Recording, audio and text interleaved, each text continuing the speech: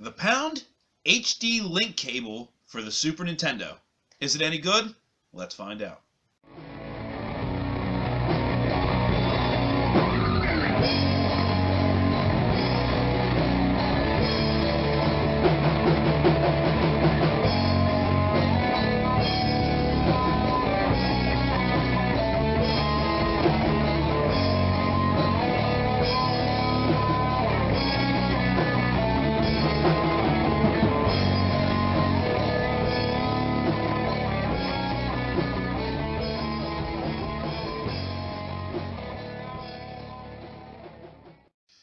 Yo guys, what's going on? Cliffjumper 1984, Red Rocks, your favorite Autobot, all day long, all day strong, like always, drinking that natty ice.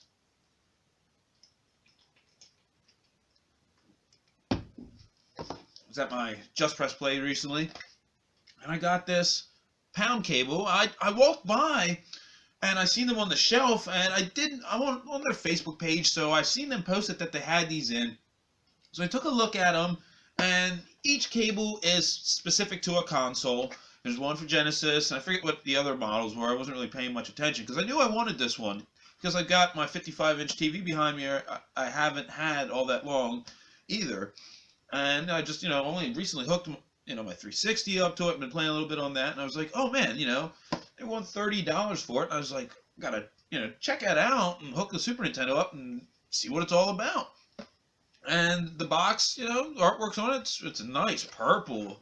I don't know. I guess it goes with the purple for the buttons on the controller. I guess that's what they were going for. I don't know. With the dark ones, it's kind of cool. It's a nice box, I guess, as far as boxes are concerned. On the back here, we got a little bit of text and stuff telling you about the product. You'll love your old Nintendo system, but they may not work well on your modern television until now. The SNES HD Link cable is the easiest way to bring your original SNES back to life.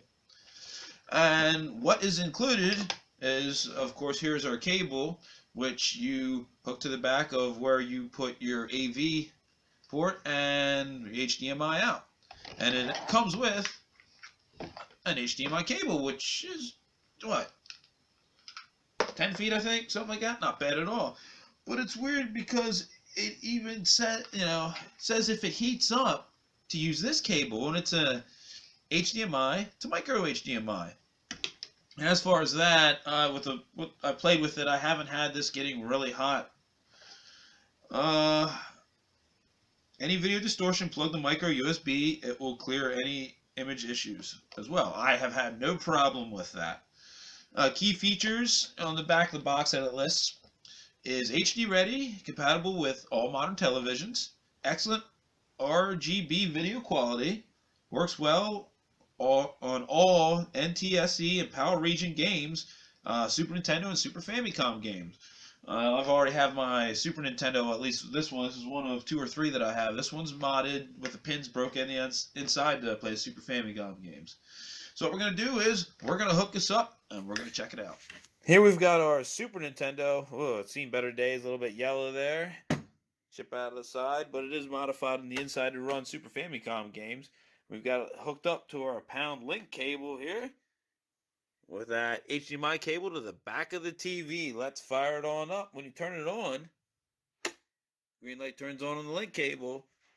But look how long the system's already been on before it even accesses the darn system for the signal to the TV. Ugh. Captain America and the Avengers is an alright arcade game. Man, on the Super Nintendo, it sucks.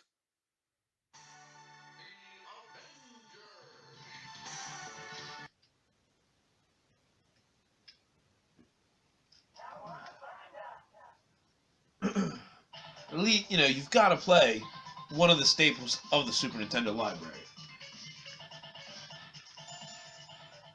Perhaps my favorite Ninja Turtle. Even though I do like Mike because it's like he got dropped on his head a few times.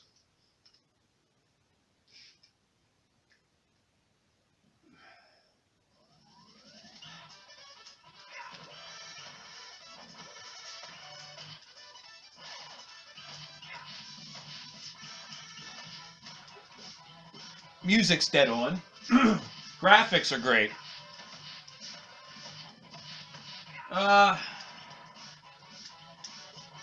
There is something pretty off about this, and I do mean pretty off. And it's the button reaction. It's input lag or something. It's hard to explain. Like when I'm... it's like basically playing Castlevania without playing Castlevania. When you hit the button and it takes them a while to whip. This, I've played this game, beaten this game numerous times. I know this game like the back of my hand. Something's...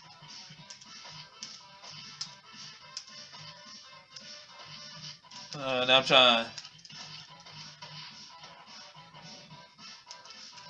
Of course, I'm trying to watch myself on the screen, doing it backwards and stuff like that. Of course, when I'm trying to... If I can get a spot where enemies aren't on screen.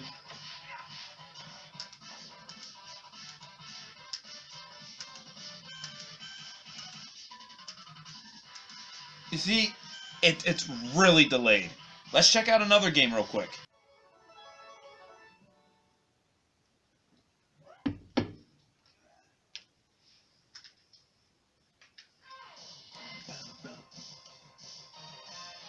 Wish I had my long hair still. Tell you what, Mega Man X has one of the best soundtracks. And this, what you're looking here, does not justify how decent this fucking looks on my TV. I will admit, this looks nice. There's going to be a lot of purists who don't like the different aspect ratio. This is great to me.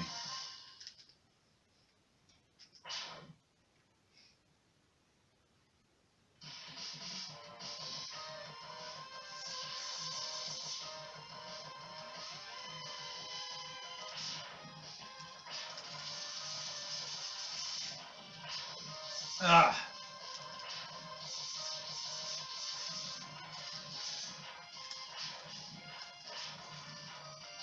The delayed part on the shooting does not bug me at all.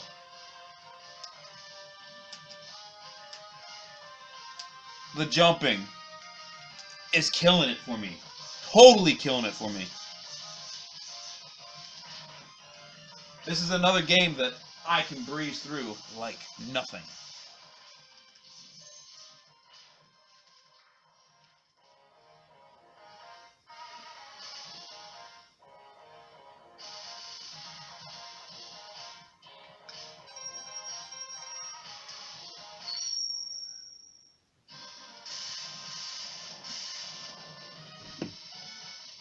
Oh yeah, Blue Raker Wagner. Wagner.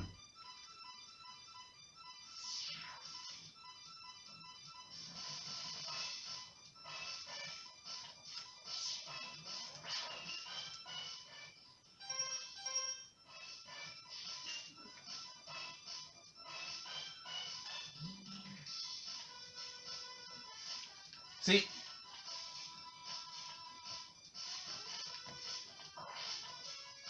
I should be able to do this no problem. Oh.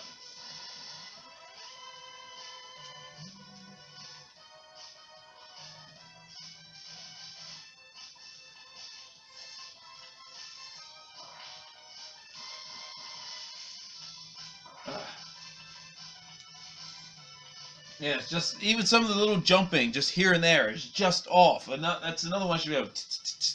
I should know how to click off these walls like crazy. You know what? Let's try out one more game.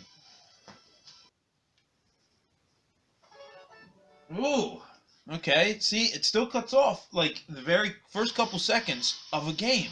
The Capcom logo should have came in, it had the full sound and everything. I guess it has to wait till the signal goes through the dongle. I guess it's the dongle, whatever.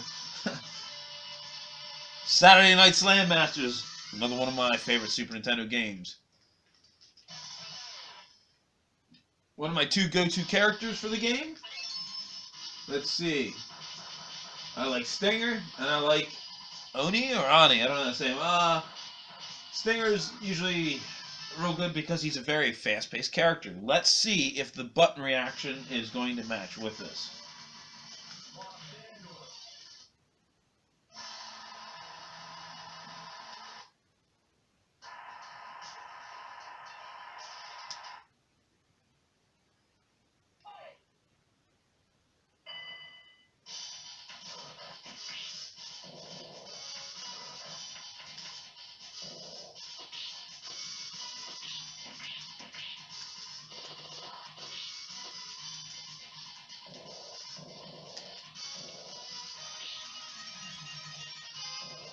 We're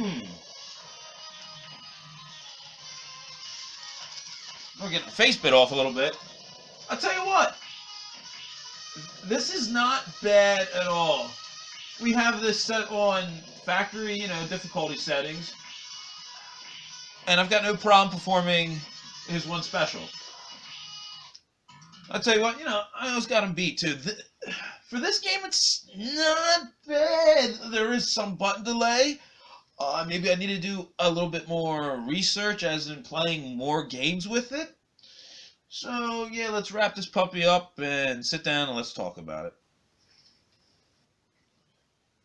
For $30, it's a lot cheaper than some of the other products that are out there right now. You see, some retro consoles that offer HDMI start at like $185, and that might be out of some people's price range, especially if they already have a Super Nintendo sitting around.